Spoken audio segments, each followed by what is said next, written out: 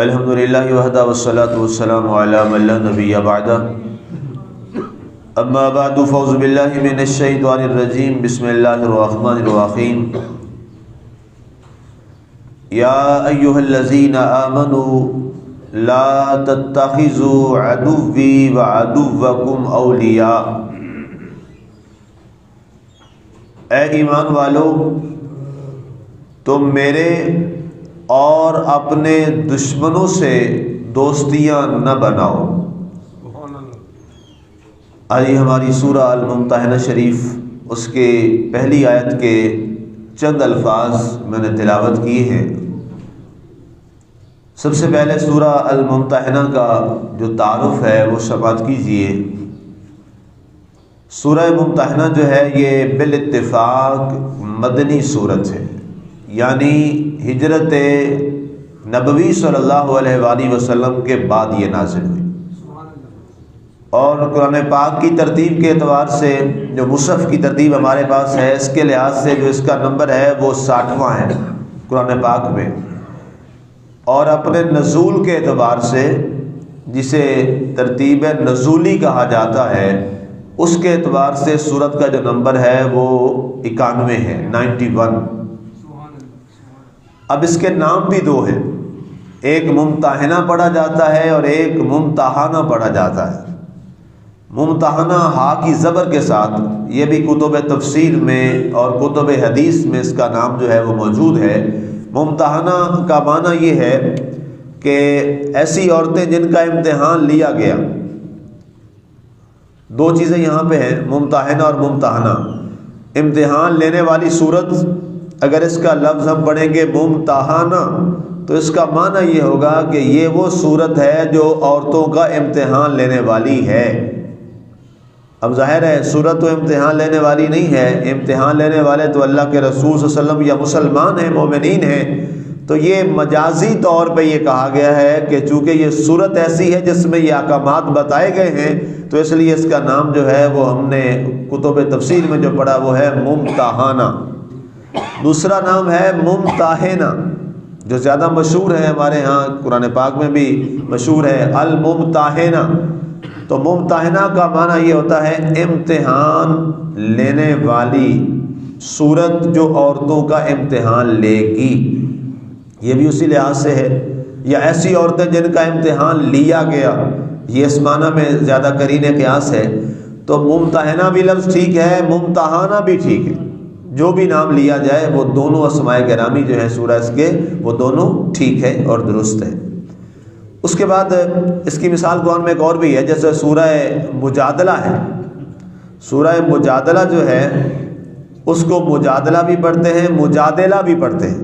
اس میں حضرت خولہ بنت ثعلبہ جو ہیں رضی اللہ تعالی عنہ، ان کی حضور صلی اللہ علیہ وسلم کے ساتھ ایک معاملے پر بحث ہوئی، تو وہاں اس میں آیات جو نازل ہوئی تو سورت کا نام ہی رکھ دیا گیا سورت مجادلہ، ٹھیک ہے۔ تو یہ قرآن میں ایسی مثال ایک حوالے کے طور پہ میں نے عرض کر دی۔ تو اس کا نام دونوں آپ کہہ سکتے ہیں، سورہ ممتحنہ بھی اور سورہ ممتحانہ بھی، یہ دونوں اسماء گرامی ہیں۔ اس میں واقعہ یہ ہے، تفصیل انشاءاللہ اس کی کل تفصیل اس پہ آگے بات کریں گے جا کے، جو حضرت علی کی ایک بڑی روایت ہے اس حوالے سے۔ یہ سورہ مبارکہ 6 اور 8 ہجری اس درمیانی زمانہ میں نازل ہوئی، یعنی صلح حدیبیہ اور فتح مکہ کے درمیانی جو علاقہ ہے، جو یہ دورانیہ ہے، اس دوران یہ سورہ مبارکہ نازل ہوئی۔ فتح مکہ چونکہ 8 ہجری میں ہوا تو اس لحاظ سے یہ جو دورانیہ ہے یہ 6 سے 8 ہجری کا درمیانی بنتا ہے، صلح حدیبیہ اور فتح مکہ سے پہلے کا جو دور ہے۔ ایک صحابی ہیں، ان کا نام ہے حضرت حاتب بن ابی بلتہ، حاتب ابن ابی بلتہ رضی اللہ تعالیٰ عنہ، مدینہ منورہ میں رہتے تھے۔ اب جب فتح مکہ کے لیے تیاریاں ہو رہی تھیں، ظاہر ہے کوئی منصوبہ بندی کی جا رہی تھی، کوئی رازدارانہ باتیں ہوتی ہیں۔ ظاہر ہے جب بھی کسی آپ ریاست کو فتح کرتے ہیں یا اس پہ آپ حملہ کرتے ہیں اور اس پہ اپنا آپ تسلط قائم کرتے ہیں یا وہاں پر جا کے اپنا حق حاصل کرتے ہیں جو آپ سے چھن گیا ہے، تو ظاہر ہے اس کی منصوبہ بندی کی جاتی ہے، بڑی رازدارانہ باتیں ہوتی ہیں اور خفیہ باتیں رکھنی ہوتی ہیں کہ کیا اسٹریٹجی ہماری ہوگی، کہاں سے ہم جائیں گے، کدھر سے جائیں گے، پہلے ہم لوگ کہاں بھیجیں، ہمارے جو لوگ ہیں نمائندے جاسوس وہ کہاں پہنچیں گے، اور اگر ہم پہ آگے اٹیک ہوتا ہے تو ہم نے واپسی کون سا راستہ لینا ہے۔ یہ ساری باتیں یار ظاہر ہے وہ اسٹریٹجی کا حصہ ہوتی ہیں اور پہلے وہ ڈسکس کی جاتی ہیں کوئی بھی جنگ یا جہاد کرنے سے پہلے۔ تو یہ ساری باتیں جو ہیں یہ ہو رہی تھی۔ تو حضرت حاطب ابن ابی بلتہ اور رضی اللہ تعالیٰ عنہ جو ہیں ان کے رشتہ دار بڑے قریبی جو رشتہ دار تھے وہ مکہ میں رہتے تھے۔ تو انہوں نے کیا کیا، انہوں نے کہا کہ جی یہ چونکہ سارے میرے عزیز ہیں، بڑے دوست ہیں، قریبی ہیں، میرے قریب فیملی کے لوگ ہیں، تو کیوں نہ میں انہیں خط لکھ کے بتا دوں کہ ہم یہ لوگ منصوبہ سازی کر رہے ہیں، منصوبہ بندی کر رہے ہیں، تم اپنی تیاری کر لو یا اپنا تحفظ کے لیے کوئی راستہ اختیار کر لو۔ تو وہ انہوں نے ایک خط لکھا جو کہ خط پکڑا بھی گیا، اس پہ انشاءاللہ کل میں بات کروں گا۔ وہ خط پھر پکڑا بھی گیا تو اس میں نام ظاہر ہے لکھا ہوا تھا حضرت حاطب ابن ابی بلتہ اور رضی اللہ تعالی عنہ کا۔ تو اسی وقت یہ آیات جو ہیں وہ نازل ہوئی اور اس میں باقاعدہ طور پر جو ہے وہ سختی کے ساتھ روک دیا گیا کہ اے ایمان والو تم کافروں سے دوستی نہیں رکھ سکتے۔ بڑے واضح انداز میں کہا گیا کہ ایمان والے جو ہیں وہ کافروں کے ساتھ دوستی کا تعلق نہیں رکھ سکتے، چاہے ان کے وہ رشتہ دار بھی کیوں نہ ہو، چاہے ان کے وہ بڑے قریبی کیوں نہ ہو۔ آیت کا جو میں نے ابھی آیت پوری آیت تو خیر لمبی آیت ہے پہلی، اس کے میں نے چند الفاظ پہلے تلاوت کیے ہیں۔ یا ایھا الذین آمنوا، اللہ تعالیٰ نے ایمان والوں سے خطاب فرمایا، اے ایمان والو، اے وہ لوگو جو اللہ اور اللہ کے رسول پر ایمان لا چکے ہو، لا تتخذوا عدوی وعدوکم اولیاء، تم میرے دشمنوں کو اور اپنے دشمنوں کو اپنا دوست مت بناؤ۔ اب یہاں سوال یہ ہے کہ کوئی بھی دنیا میں اللہ کا دشمن تو بن بھی جائے تو کیا کر لے گا؟ سوال یہ ہے کہ وہ مالک ہے، خالق ہے، رازق ہے، ساری کائنات اس کی ہے، ساری دنیا ہی اس کو سجدے سے انکار کر دے، میرے رب کی ربوبیت میں کوئی کمی آئے گی؟ نہیں آئے گی۔ ساری دنیا سجدے میں پڑ جائے، ایک بھی کافر دنیا پہ نہ رہے تو میرے مالک کی شان بڑھ نہیں جائے گی، اس کی شان ازل سے ہے ابد تک رہے گی۔ وہ تو ازل سے شان والا ہے، عزت والا ہے، ذی العزت المتین ذات ہے اس کی۔ اور اگر کوئی بھی نہ مانے تو پھر بھی ان اللہ علی کل شیء قدیر اس کی صفت ہے، وہ ہر چیز پر قادر ہے، اس کی بادشاہی اور ملوکیت میں کوئی کمی نہیں آئے گی، نہ اس کے اختیارات اور اس کی قوت میں کوئی کمی آ جائے گی۔ اب اللہ نے یہاں کیا فرمایا، اے ایمان والو میرے دشمنوں کو اپنا دوست مت بناؤ۔ اب اللہ کے دشمن بھی جو ہیں وہ کون ہیں؟ وہی ہیں جو ایمان والوں کے دشمن۔ اب اللہ تعالیٰ کا انداز محبت ذرا دیکھیے، اے ایمان والو میرے دشمنوں کو اور اپنے دشمنوں کو دوست مت بناؤ۔ فرمایا جو تمہارے دشمن ہیں وہ میرے دشمن ہیں اور جو میرے دشمن ہیں وہ تمہارے دشمن۔ اب اللہ تعالیٰ نے کس محبت کا اعلان یہ کیا ہے، کس پیار کا اللہ تعالیٰ نے ذکر کیا ہے۔ اب یہاں پہ ایک اور اہم بات ہے، عیسائی اور یہودی جو ہیں ان کے حوالہ سے بھی قرآن پاک نے بڑی صراحت فرمائی ہے۔ یہ تو کافروں کے بارے میں آ گیا کہ اے ایمان والو تم نہ دوست بناؤ میرے دشمنوں کو اور اپنے دشمنوں کو۔ اس سے مراد کافر ہیں، مشرک ہیں، منافق ہیں۔ ظاہر ہے منافق تو خیر کافر سے بھی برا ہوتا ہے، جو اعتقادی منافق ہے وہ تو کافر سے بھی برا ہے، اور اس کے بارے میں قرآن کی آیت ہے ان المنافقین فی الدرک الاسفل من النار، کہ جو منافق ہے وہ جہنم کے سب سے نچلے گڑھے میں ڈالا جائے گا۔ منافق کو سب سے نچلے گڑھے میں ڈالا جائے گا۔ تو یہاں پہ جو ارشاد فرمایا گیا کہ کافروں کو، مشرکوں کو، منافقوں کو اپنا دوست مت بناؤ، اب یہ سوال اس لیے ضمناً آ گیا کہ یہود و نصارہ جو ہیں اس میں بھی علماء نے لکھا ہے کہ خاص طور پر جو یہودی ہیں ان سے دوستی کے بارے میں بڑی سختی آئی، کیونکہ یہودی جو ہیں یہ اسلام کے بہت بدترین دشمن ہیں۔ عیسائی اتنا اسلام کا دشمن نہیں ہے، عیسائی نے اتنا اسلام کو نقصان نہیں پہنچایا، جتنا یہودی نے اسلام کو نقصان پہنچایا ہے اور جتنا ابھی بھی یہودی اسلام کا نقصان کر رہا ہے، اس لمحہ تک عیسائی اسلام کا وہ اس انداز سے نقصان نہیں کرتا،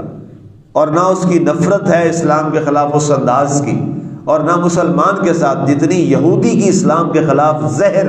اس کے دل کے اندر جو ہے وہ پڑی ہوئی ہے اسلام کے خلاف۔ تو اس لیے قرآن کی آیت وہ بھی ذہن میں رہے، یا ایھا الذین آمنوا لا تتخذوا اليہود والنصارى اولیاء، اے ایمان والو یہودیوں اور عیسائیوں کو اپنا دوست مت بناؤ۔ اب یہاں پہ ایک اور بھی وضاحت کرنا ضروری ہے۔ آقا کریم علیہ السلام نے فرمایا کہ وہ یہودی اور عیسائی جو تمہارے ساتھ رہتے ہیں اور امن کے ساتھ رہتے ہیں، تمہارے ساتھ لڑائی جھگڑا نہیں کرتے، تمہارے ساتھ زیادتی نہیں کرتے، سرکار نے فرمایا تم ان کے ساتھ معاملات کر سکتے،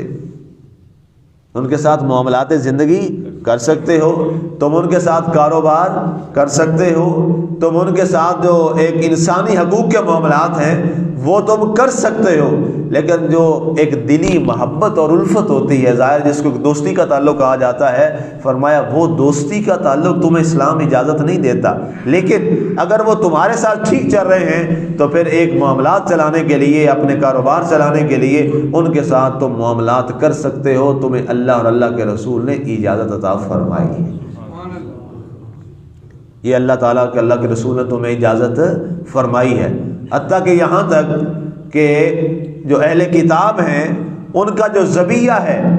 وہ بھی مسلمان کے لیے جائز ہے۔ مثلا ایک عیسائی ہے، اس کی دکان ہے،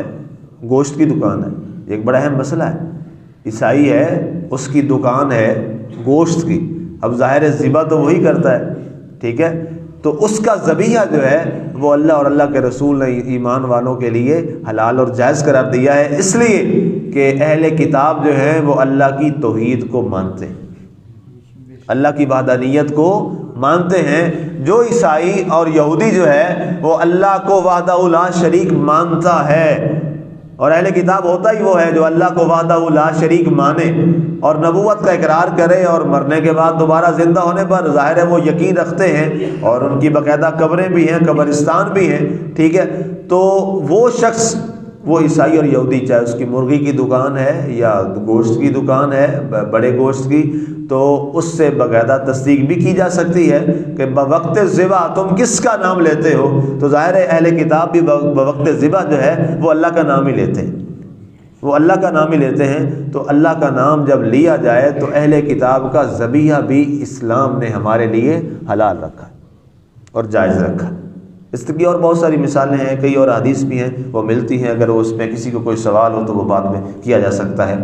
آگے جو الفاظ ہیں قرآن پاک کے، تلقون الیہم بالمودہ، فرمایا تم ان کی طرف محبت کے پیغام بھیجتے ہو حالانکہ وہ تمہارے دشمن ہیں۔ اللہ فرماتا ہے میرے دشمن ہیں، تم ان کی طرف دوستیوں کے ہاتھ بڑھاتے ہو۔ اسلام نے ہمیں دوستی کا ہاتھ بڑھانے کی اجازت نہیں دی، ہاں کاروبار کے معاملے میں کاروبار کرنے کی ہمیں اسلام نے اجازت دی، وہ کر سکتے ہیں آپ، ملکی سطح پر، ریاستی سطح پر، انفرادی سطح پر، قومی سطح پر۔ آپ یہاں بیٹھے مثال کے طور پہ، ہمارے پڑوس میں ایک بہت بڑی آبادی ہے عیسائیوں کی، مسیحی برادری بہت بڑی تعداد ہے، تو ظاہر ہے جی اب ان کے ساتھ کاروبار بھی کرتے ہیں، معاملات بھی کرتے ہیں، تو اسلام نے آپ کو اس کی اجازت دی ہے، اسلام آپ کو اس بات کی اجازت دیتا ہے، آپ ان کے ساتھ معاملات کر سکتے ہیں، کاروبار کر سکتے ہیں، کیونکہ یہ مائنورٹیز ہیں، اقلیت ہیں، اور یہ ہمارے ساتھ زیادتی نہیں کر سکتے، نہ کرتے ہیں، تو اس میں اسلام نے آپ کو کوئی منع نہیں کیا، اسلام نے آپ کو نہیں روکا۔ لیکن جو دوسری اہم بات ہے، ان کے ساتھ دلی محبتیں اور دوستیاں قائم کرنا، یہ آپ کو اسلام اس کی اجازت نہیں دیتا۔ اس کے بعد ایک حضرت علی والی جو روایت ہے وہ لمبی ہے، وقت ہو گیا ہے، اس پہ انشاءاللہ پھر کل بات کریں گے۔ اللہ تعالی ہمیں ان احکامات پہ عمل کی توفیق عطا فرمائے، اور اس میں سب سے جو اہم بات ہے وہ یہ ہے، اس سے جو بات سمجھ آتی ہے کہ اللہ اور اللہ کے رسول کے لیے ہی ہماری دوستیاں ہونی چاہیے، ہماری دشمنیاں بھی اللہ اور اللہ کے رسول کے لیے ہونی چاہیے۔ یہ قرآن ہمیں اعلان کر رہا ہے، ذاتی طور پہ نہ دوستی اور ذاتی طور پہ نہ دشمنی، وہ شیطان کی طرف سے ہے۔ اصل ذاتی طور پہ جو محبت ہے وہ بھی کس کے لیے؟ اللہ کے لیے، اور دشمنی بھی اللہ اور اللہ کے رسول کے لیے۔ اور اس میں آخری حدیث سن لیجئے، اللہ کے رسول صلی اللہ علیہ وسلم نے فرمایا من احب للہ وابغض للہ واعطى للہ ومنع للہ فقد استکمل الایمان۔ جس نے محبت کی اللہ کی رضا کے لیے کسی سے نفرت کی اللہ کی رضا کے لیے، کسی کو کچھ دیا اللہ کی رضا کے لیے کہ میرا رب راضی ہوگا اس کو کچھ دوں گا، اور کسی کو دینے سے روکا صرف اللہ کی رضا کے لیے کہ اللہ نے منع کیا ہے، سرکار نے فرمایا جس میں یہ 4 کام آ گئے اس کو مبارک ہو، اللہ نے اس کا ایمان مکمل کر دیا۔ وما علینا الا البلاغ المبین۔